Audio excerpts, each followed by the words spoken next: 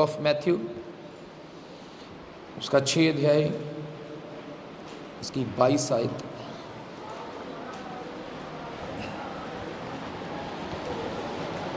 वचन में लिखा, शरीर का दिया आँख है, इसलिए यदि तेरी आँख निर्मल हो तो तेरा सारा शरीर भी उजाला होगा। हालेलुया। हमारे शरीर का दिया क्या है? आँख है। हम आँख से देखते हैं और अंदर मैसेज जाता है, इस दिमाग में मैसेज जा रहा है। आप अच्छा देख रहे हैं, अच्छा मैसेज आ रहा है। आप बुरा देख रहे हैं, बुरा मैसेज आ रहा है। आप बुरा कर रहे हैं देख के तो बुरा मैसेज आ रहा है, अच्छा कर रहे हैं देख के तो क्या जा रहा है? अच्छा मैसेज जा रहा है। इसका मतलब शरीर का दिया क्या है? आपकी आंखें। वचन में लिखा, आंखों के द्वारा पाप अंदर जाता है। और आप ये सोचे ही ना कि मैं क्या कर रहा हूँ। मैं उनकी बात कर रहा हूँ जो मसीह हैं, जिसने बपतिस्मा लिया है, जिसने तौबा की है, जो प्रभु की हजूरी में आता है, आराधना प्रार्थना करता है। अगर वो ये ही ना जान पाए कि मैं किन आँखों से देख रहा हूँ, और वो गलती करे, सबकी बात नहीं कर रहा, जो गलती करते हैं वो गलती भी करे और उसे समझ ना लगे कि मैं क्या कर रहा हूँ, या परमेश्वर की आत्मा की बात को ना सुने, तो वो कैसा होगा? आगे पढ़ेंगे। हालेलुया। तो पहले इसी वचन को फिर से कहता है, शरीर का दिया आँख है, इसलिए यदि तेरी आँख निर्मल हो तो तेरा सारा शरीर भी उजाला होगा। तो इसके लिए क्या है? कहता है इसको निर्मल रखना बड़ा आवश्यक है। आपको अपनी आँख को निर्मल रखना है, पवित्रता के साथ रखना है, पवित्रताई के साथ देखना है, पवित्रताई के साथ सोचना है, भला सोचना है। प्रभु यीशु को जब क्रूज पे चढ़ाया जा रहा था, उनके कील लगे हुए थे, तो जिन आंखों से वो देख रहा था, क्या बोल रहा था? उन्हें गालियां दे रहा था। कहता परमेश्वर क्या कर, इन्हें माफ कर। हम क्या करते हैं? हमें कोई बुरा बोल दे, हमसे कोई नाराज हो जाए, आंखों से तो देख रहे होते हैं लेकिन अंदर कुछ और चल रहा होता है। हम मुंह से ना बोलें तो परमेश्वर क्या बोलते हैं? परमेश्वर देख रहा है, तूने ऐसा किया, तेरे साथ ऐसा होगा, तेरे साथ वैसा होगा। परमेश्वर देख रहा है। तो प्रभु यीशु ने क्या सिखाया? उसने कहा तुम आशीष दो, मैंने तुम्हें आशीष के वारिस बनाया है। उसने जो किया वो करने को आपको सिखाया है। इसलिए आपकी आंख निर्मल होनी चाहिए। अगर आपकी आंख निर्मल है तो आपका सारा शरीर उजाला होगा। उजाला मीन आपके अंदर परमेश्वर का वचन होगा, आपके अंदर परमेश्वर का अभिषेक होगा, आपके अंदर परमेश्वर का मसा होगा। परमेश्वर का आत्मा आपको आवाज़ देता है, एक बार देता है, 2 बार देता है। अगर आप नहीं सुनते तो वो चला जाता है। आप गलत फहमी में रहेंगे कि मेरे पास परमेश्वर का आत्मा है या मैं मसीह हूँ। जब आप गलतियों पे गलतियाँ करते जाते हैं, फिर परमेश्वर का आत्मा आपके पास रुकता नहीं। हालेलुया। कहता परंतु यदि तेरी आँख बुरी हो तो तेरा सारा शरीर भी अंधियारा होगा। इस कारण वह उजियाला जो तुझ में है, यदि अंधकार हो तो वह अंधकार कैसा बड़ा होगा। हालेलुया। तो तेरी आंख बुरी हो तो तेरा शरीर भी अंधियारा होगा। देखने के द्वारा पाप, करने के द्वारा पाप। मुझे याद आया, जब लोग घर बनाते हैं तो वो ये नहीं सोचते कि इसमें जो ईंटें लगी हुई हैं वो कितने लोगों को मार के लगाई हैं, कितने लोगों को लूट के लगाई हैं, कितने लोगों को चीट करके लगाई हैं।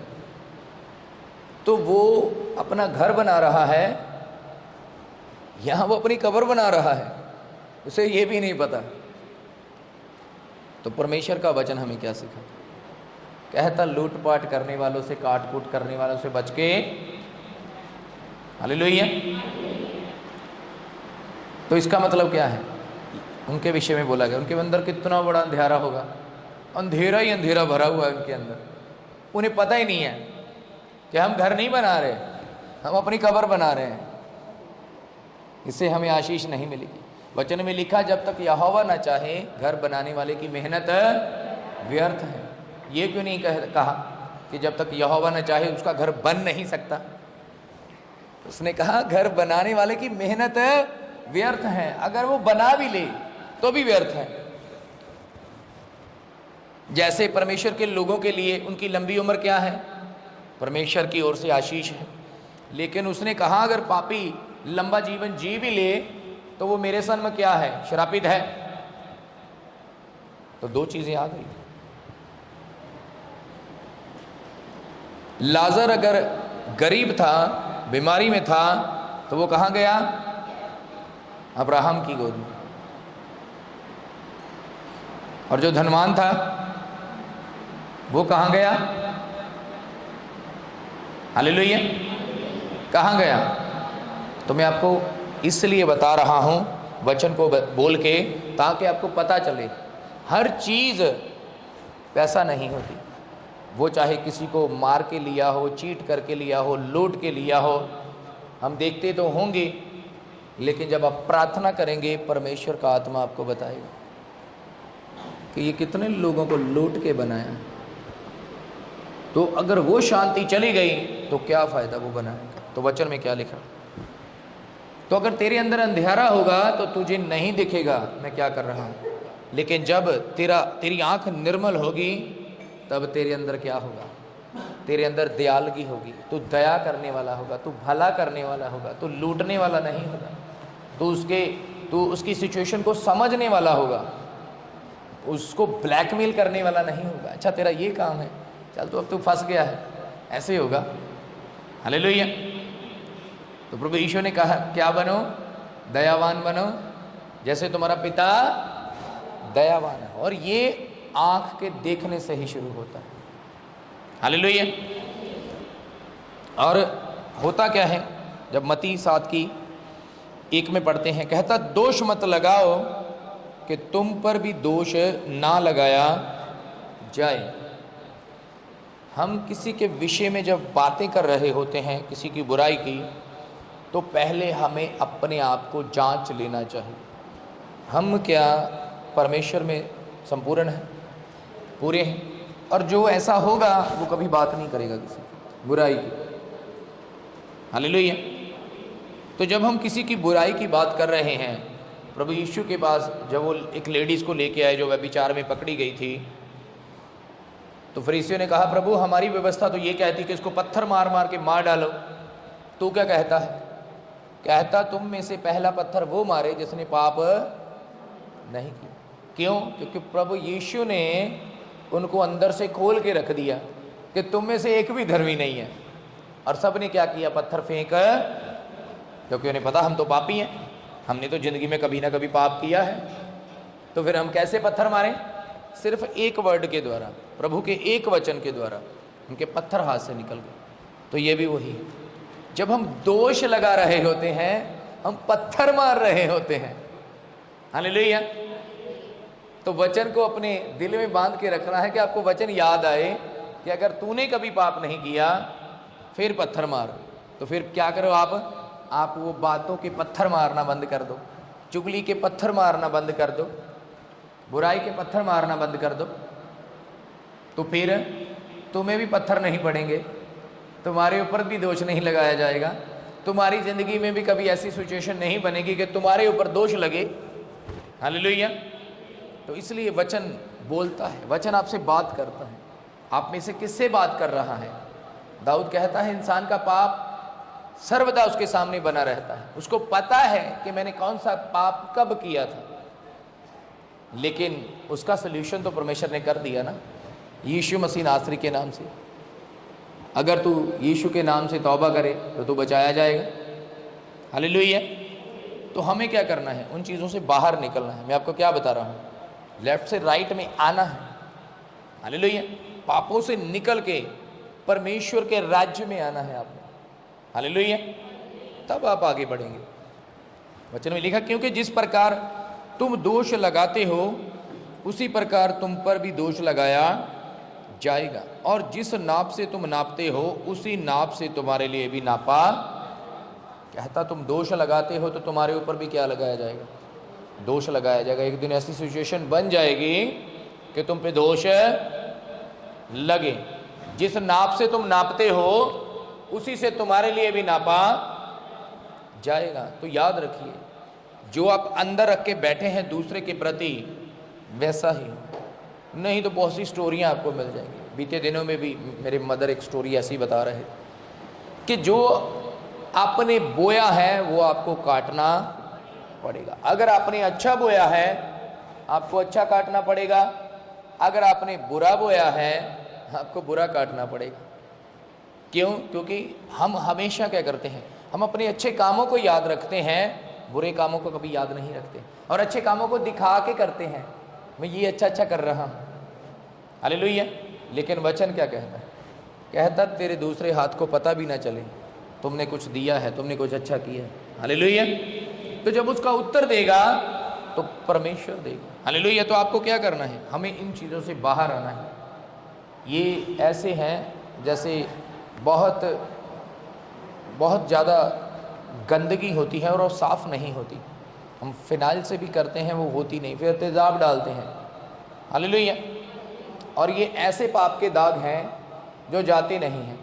लेकिन जब आप मीटिंग में आते हैं, सपोज करो किसी कपड़े के ऊपर ऐसा दाग लगा हो जो जा ना रहा हो, लेकिन जब आप उसे धोते जाते हैं बार बार धोते हैं, तो क्या होता है? वो साफ़ हो जाता है। तो ये जो शैतान के द्वारा ये चीज़ें हमारी लाइफ में काम करती हैं वो ऐसे ही दाग की तरह हैं। लेकिन जैसे आप मीटिंग में आते हैं, वचन को सुनते हैं, आराधना प्रार्थना में शामिल रहते हैं, तो एवरी मीटिंग आपको रिजल्ट देती है, वो दाग को कम कर रही है। वचन में लिखा परमेश्वर का एक भी वचन प्रभाव रहित नहीं, वो आपकी लाइफ में प्रभाव लेकर आता है, वो आपकी लाइफ में ब्लेसिंग लेकर आता है, वो आपकी लाइफ में चेंज लेकर आता है। लेकिन जब आप उस पर चलने का निर्णय करते हैं, लेकिन जब आप खाली के खाली रहते हैं तो फिर तो किसी का दोष नहीं, कि वचन तो सबको सुनाया गया लेकिन सबके हृदयों में उतरा नहीं। जिनके उतरा वो टेस्टामनी के साथ आ गए, जिनके नहीं उतरा वो खाली के खाली रहे, हालेलुया। तो हमें इन चीज़ों से बाहर आना है। 3 आयत में लिखा, तू क्यों अपने भाई की आंख के तिनके को देखता है और अपनी आंख का लट्ठा तुझे नहीं दिखता। एक इंसान खुद वो पाप करता हो और दूसरे के विषय में ये कहे कि तू क्यों करता है, तो कहता तुझे अपना पाप नहीं दिखता। जो तू दूसरे पे दोष लगाता है, पहले अपने आप को क्या कर, ठीक कर। 4 आयत में लिखा, जब तेरी आंख में लट्ठा है तो तू अपने भाई से कैसे कह सकता है कि ला मैं तेरी आंख से तिनका निकाल दूं। ये कपटी, पहले अपनी आंख से लट्ठा निकाल ले, तब तू अपने भाई की आंख का तिनका भली भांति देखकर निकाल सकेगा। कहता अगर तेरे जीवन में पाप है तो दूसरे को पाप को क्यों देखता है? आजकल क्या होता है, एक बंदा खुद पाप करता है, दूसरे पे दोष लगाता है अपने पाप को पीछे धकेलने के लिए, तो ताकि उसका पाप इग्नोर हो जाए, मैं ठीक हूं, और जो सही है उस पर दोष लगाया जाता है। तो वचन क्या कह रहा है? पहले अपनी आंख को साफ कर ले, पहले अपने पाप को साफ कर ले। अगर तो दूसरे को बोलता है तो पहले खुद ठीक हो जा, फिर दूसरे के ऊपर दोष लगा। और दुख तब होता है जब लोग वचन को सुनकर भी खाली के खाली रहते हैं, हालेलुया। एक भी चेंज नहीं, बोलने के द्वारा, सोचने के द्वारा, चाल चलन के द्वारा ऐसे ही रहते हैं। बहुत सारे लोग ऐसे रहते हैं। चर्च में सभी चेंज नहीं होते, लेकिन जो चेंज होते हैं वो यहाँ खड़े होके टेस्टामनी देते हैं, और जिनमें चेंजेस नहीं होता वो जहाँ थे वहीं रहते हैं, हालेलुया। क्यों? क्योंकि ये वचन उनके हृदय में उतरा नहीं। अभी जैसे मैंने कहा, मैं कौन सी पहले से कर रहा हूँ वो चीज़ जो मैंने प्रेयर का आपको टाइम बताया कि आपने ऐसे करके प्रेयर करनी है, हालेलुया। जो आपको समय बताया मैंने भी तो अभी स्टार्ट किया, लेकिन क्या किया, जब मैंने उसे सुना तो मेरे दिल में वो उतर गया और मैंने वो शुरू कर दिया करना। और जो अपने आप को चेंज नहीं करते उनके उतरता ही नहीं, हालेलुया। उन्हें हजम ही नहीं होता कि ये हमारे लिए है, वो फिर ऐसे ही रहते हैं। और जो मैंने आपको बताया कि ये तरीका है प्रेयर का, जब आपने प्रे करनी है तो जैसे मेरे उतरा आपके अगर मन में उतरेगा तो आप करोगे और ब्लेसिंग को भी देखोगे। हालेलुया। तो 7 की 13 से पढ़ते हैं, और जब लोग जिनकी आंख निर्मल नहीं होती, जो दोष लगाने वाले होते हैं, वो कैसे चलते हैं आगे बताते हैं। 13 आयत में लिखा, 7 की 13 कहता, सकेत फाटक से प्रवेश करो, क्योंकि चौड़ा है वह फाटक और सरल है वह मार्ग जो विनाश को पहुंचाता है, और बहुत से जो उसमें प्रवेश करते हैं। परमेश्वर ने कहा जो भीड़ा रास्ता है उससे प्रवेश करने की कोशिश करो। भीड़ा रास्ता क्या है? कंट्रोल करना अपने मुंह के ऊपर, अपने चाल चलन के ऊपर, अपने कैरेक्टर के ऊपर, अपनी बातों के ऊपर। वो क्या है? अगर आप उस पर कंट्रोल नहीं करते तो आप चौड़े मार्ग की ओर जा रहे हैं। अगर आप कंट्रोल कर रहे हैं प्रभु के डर में रह के, नहीं मुझे इधर नहीं जाना, मुझे ये पाप नहीं करना, मुझे व्यभिचार नहीं करना, मुझे नशा नहीं करना, देखने के द्वारा पाप नहीं करना, तो आप भीड़े रास्ते के द्वारा, सकेत मार्ग के द्वारा जा रहे हैं।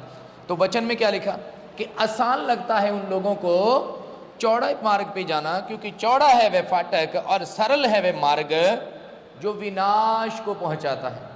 और जो अभी हमने वचन पढ़े, जो उन पे नहीं चलते वो इस जगह पे पहुंच जाते हैं। उनको ये आसान लगता है, वो चौड़े फाटक पे चलते हैं, चर्च में आते हैं, बैठते हैं, पता क्या, यहाँ से सुनते हैं, यहाँ से निकाल देते हैं। अरे जाना है, हमें क्या है, पास्टर को तो आदत पड़ी हुई है। ऐसा थोड़ी होता है। सारी दुनिया कर रही है, हम कर लेंगे तो क्या होगा। हालेलुया। सभी पाप कर रहे हैं, हम कर लेंगे तो क्या होगा। सारी दुनिया फ़ोन देख रही है, हम देख लेंगे तो क्या होगा। देख ही रहे हैं, कर थोड़ी रहे हैं। क्यों? क्योंकि जब करेंगे तभी पकड़े जाएंगे। तो जब हम करेंगे नहीं तो फिर पकड़े कैसे जाएंगे? हम तो मोबाइल पे देख रहे हैं। क्यों? क्योंकि चौड़ा है वो रास्ता, इसलिए अच्छा लग रहा है, मज़ा आ रहा है। बुरा बोलने का, नशा करने का मज़ा आ रहा है, व्यभिचार में जाने का मज़ा आ रहा है, गंदा देखने का मज़ा आ रहा है। लेकिन वो रास्ता कहाँ पहुँचाता है? कहता विनाश को पहुँचाता है। वो विनाश की ओर लेकर जाता है। हालेलुया। और बहुत से जो उससे प्रवेश करते हैं, ज़्यादा उसी से प्रवेश करते हैं, और थोड़े कहाँ से करते हैं? क्योंकि सकेत है वह फाटक और कठिन है वह मार्ग जो जीवन को पहुंचाता है। तंग है वो रास्ता। हालेलुया। वो रास्ता तंग है, कठिन है, जो जीवन को पहुंचाता है, जो आपको अभिषेक देता है, जो आपको आशीष देता है, जो आपको मस्सा देता है, वो तंग है। क्यों? मैं आपको क्या बता रहा हूँ, लेफ्ट से राइट में आने में क्या होगा, टाइम लगेगा ना। उसमें फंसे हुए हैं, बहुत अच्छा लग रहा है, बहुत मज़ा आ रहा है, सही है। लेकिन वचन में क्या लिखा आगे? कहता थोड़े हैं जो उसे पाते हैं। थोड़े हैं, सीधा ही आइडिया लगा लो। अगर 100 हैं तो 90 चौड़े रास्ते पे जाते हैं, सिर्फ 10 लोग हैं जो उस तंग मार्ग पर जाते हैं। आपने किसको चूज करना है? चॉइस इज योर, आपकी चॉइस है। आप क्या चाहते हैं अपनी लाइफ में? आप उस चौड़े रास्ते पे चलना चाहते हैं या तंग रास्ते के द्वारा परमेश्वर के राज्य में शामिल होना चाहते हैं?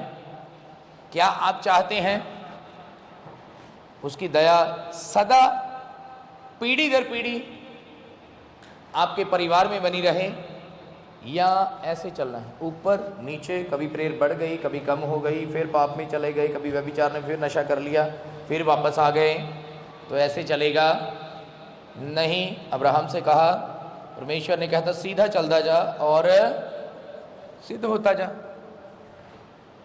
वो आज भी हमें कह रहा है, कहता सीधे चलो, सिद्ध होते जाओ। ऐसे नहीं, ऐसे तो नहीं ना कि यहाँ पे तुम्हें कुछ अच्छा सिखाया जाता है तुम बुरा बोलो। क्या कभी एक जो नल है जिसमें से पानी आता है, ऐसा है कि वो मीठा पानी देता हो और उसमें बाद में नमकीन पानी निकले? हालेलुया। ऐसा नहीं होता ना। जो अच्छा पानी देता है वो बुरा पानी दे सकता है, जो अच्छा फल देता है वो बुरा फल दे सकता है। हालेलुया। तो परमेश्वर ने जो आशीष देने के लिए आया, उसने कभी भी बुरा नहीं बोला अपने लोगों के लिए, उसने आशीष ही दी, क्योंकि जो मीठा पानी देता है वो मीठा ही देगा, वो कड़वा नमकीन पानी नहीं देगा। तो हमें क्या करना है? ऐसा तो नहीं हो सकता ना, जो आपको यहाँ पे सिखाया जाता है आप उसका उल्टा करें जाके। आपको यहाँ पे आशीष के लिए बोला जाता है, आप लोगों को श्राप दें। आपको यहाँ पे प्रेम के लिए सिखाया जाता है, आप लोगों को गालियां दें। आपको लोगों को मिलजुल कर रहने के लिए सिखाया जाता है, आप लोगों से लड़े जाकर।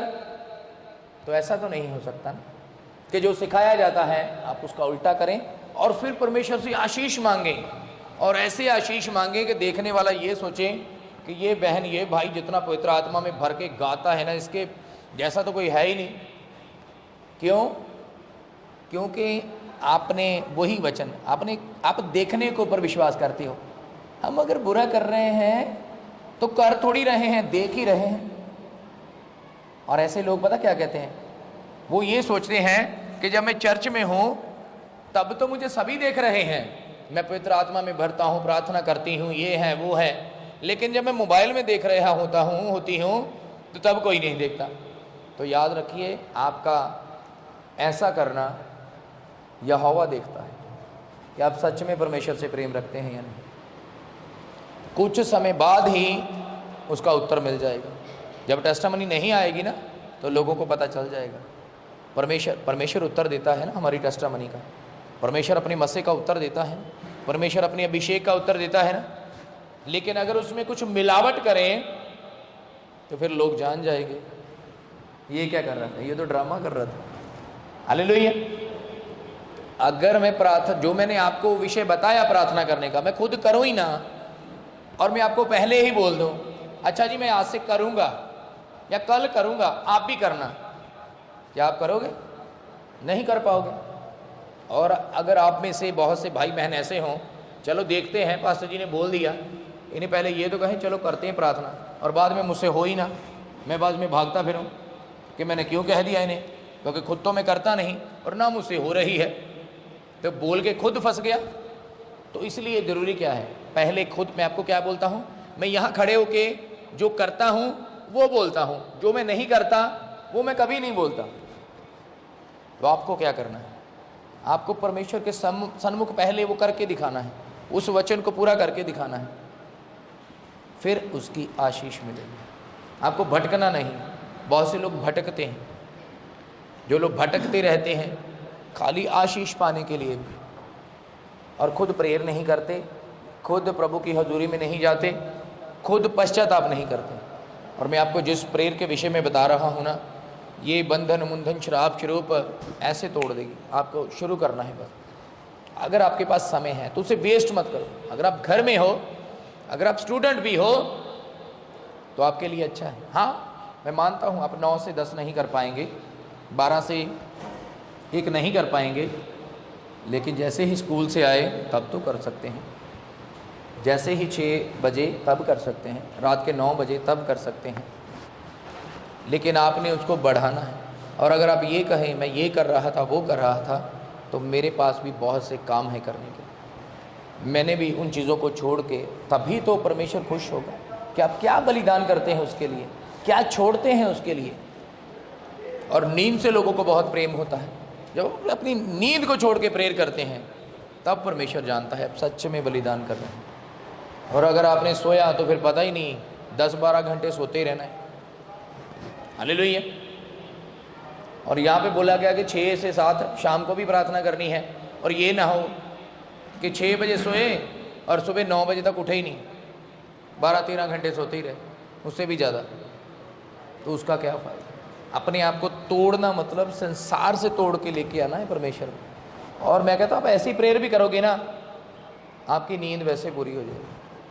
परमेश्वर का आत्मा आपको बल देगा, परमेश्वर का आत्मा आपको ताकत देगा, लेकिन आपने क्या करना है, आपने स्टार्ट करना है। जब आप स्टार्ट करोगे तो परमेश्वर आपको ब्लेस करे। हालेलुया। तो याद रखिए, आज से अपनी आँख को थोड़ा ठीक कीजिए। ये नहीं पे घर में जाओ, पास्टर जी ने कहा आँख को ठीक कीजिए, पहले डॉक्टर के पास ना आए, आई ड्रॉप लेकर आए हैं, पहले आँखों का दारू लेकर आए, पास्टर जी ने कहा था, उसके बाद प्रे शुरू करते हैं। नहीं, आत्मा में ठीक करना है देखने के द्वारा। जब आप उसमें ठीक करेंगे तभी आप ब्लेस होंगे। और जो मैं सीखूंगा परमेश्वर से, वचन से, वो आपको बताऊंगा। और यही आपका सबसे बड़ा हथियार है। सबसे पहले प्रेयर, वचन पढ़ना जानते हो वो तो बेस्ट है, वो तो आपने पढ़ना ही है। वचन तो बहुत से लोग पढ़ते हैं, प्रेयर नहीं कर पाते। लेकिन आपने क्या करना है? आपने प्रेयर करनी है, बढ़ना है। अगर आप घर में बैठे हुए हो तो ऐसे करके सोच रहे हो क्या होगा, कैसे होगा, तो उससे अच्छा नहीं हम प्रेयर करें, परमेश्वर हमसे बात करे। मैं तुम्हें इसका सोल्यूशन देता हूँ, मैं तुम्हें बताता हूँ तुम्हारे बंधन कैसे टूटेंगे। तो हम मोस्टली वो चीज़ें करते नहीं। बैठे हैं, टीवी लगाया हुआ है, बस टाइम निकल जाए, आज का दिन निकल जाए, आज दिन मिल गया नया परमेश्वर से, कोई नहीं, कल फिर टीवी देखेंगे। तो ऐसा नहीं। तो उस दिन का धन्यवाद कीजिए जो आपको परमेश्वर ने दिया है। आज के दिन का धन्यवाद करो जो परमेश्वर ने आपको दिया है। ऐसे नहीं दिया।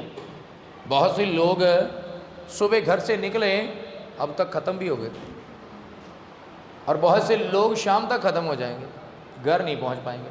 बहुत से लोग कल रात को सोए तो सही, लेकिन सुबह उठे नहीं। आप उठ के आए तो उसका धन्यवाद नहीं करते। और बहुत से लोग ऐसे मर गए जो आप ही की उम्र के थे। ये नहीं कि वो बहुत बूढ़े थे, लेकिन ये उसकी दया नहीं है कि आप उसकी हजूरी में, ये उसकी दया नहीं है कि उसने संभाल के रखा है। क्या वो लोग नहीं थे जो मर गए? वो भी लोग थे, लेकिन उसने कहा मैंने तुझे बिना प्लानिंग के नहीं चुना। उसकी प्लानिंग को समझिए, उसकी दया को तुच्छ मत जानिए, उसके धीरज को तुच्छ मत जानिए कि अगर हम पाप करते हैं तो कौन सा कुछ हो रहा है, कुछ हो तो रहा नहीं है। हमें पास्टर बोलते रहते हैं ये हो जाएगा, वो हो जाएगा, तो इसका मतलब आप उसकी दया को तुच्छ जान रहे हैं और ध्यान वहीं लगा हुआ पाप में। बहुत से लोग तो चर्च में ऐसे बैठते हैं जैसे उन्हें बांध के रखा हो। भी आ तो गए, कोई अपने भाई के साथ, बहन के साथ, मम्मी के साथ आ गया, तो लेकिन यहाँ पे बैठना इतना बाउंडेशन लगता है, बंधा हुआ महसूस लगता है कि बस चले जाएं। क्यों? क्योंकि वो जो संसारिक साइड है ना, उसमें बहुत मज़ा आता है, तो वो छोड़ नहीं रही। इसलिए क्या लगता है, बस दौड़ जाएं, आते हैं बस। कहा है, पापा ने कहा है, मम्मी ने कहा है, भाई ने कहा है, बहन ने कहा है, चलो चले जाते हैं। लेकिन ऐसे नहीं। अगर आप पहुंच गए हो तो उसकी दया को तुच्छ ना जानो, उसके धीरज को तुच्छ ना जानो, और आज से फैसला करो कि जो बताया गया है, आज का वचन किसके लिए है? किसके लिए है? मेरे लिए है, मेरे बदलाव के लिए है, मेरी आँख को निर्मल करने के लिए है, मुझे दोष से बचाने के लिए है, मुझे चौड़े मार्ग से रोकने के लिए है, मेरे घराने की आशीष के लिए है, मेरी पीढ़ी की आशीष के लिए है, मेरे वंश की आशीष के लिए हैं। तो आइए खड़े हो जाएंगे। आज का वचन